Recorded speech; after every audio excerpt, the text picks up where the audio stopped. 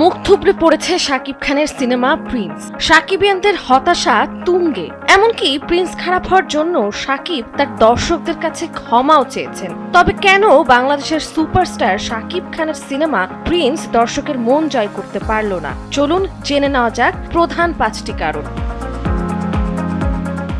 প্রথম কারণ হিসেবে উঠে আসে কারিগরি দুর্বলতা। সাউন্ড, ভিএফএক্স ও কালার গ্রেডিং মান নিয়ে দর্শকদের অভিযোগ ছিল সবচেয়ে বেশি। এমনকি প্রযুক্তিগত সমস্যার কারণে দেশের জনপ্রিয় মাল্টিপ্লেক্স স্টার সিনেপ্লেক্সে প্রথম কয়েকদিন সিনেমাটি প্রদর্শনও বন্ধ ছিল।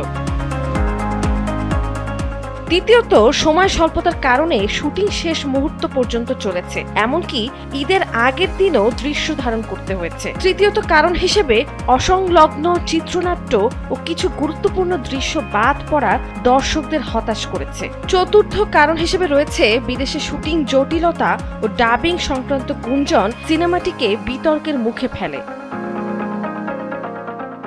পঞ্চম এবং শেষ কারণ হিসেবে উঠে এসেছে অতিরিক্ত প্রত্যাশা ও তাড়াহুড়ো করে মুক্তির সিদ্ধান্ত। সব মিলিয়ে প্রিন্স সিনেমাটি দর্শকদের প্রত্যাশা পূরণে ব্যর্থ হলেও এই অভিজ্ঞতা থেকে শিক্ষা নিয়ে ভবিষ্যতে আরও মানসম্মত কাজ উপহার দেওয়ার আশ্বাস দিয়েছেন শাকিব খান। নন্দিনী আহসান, সময়ের আলো।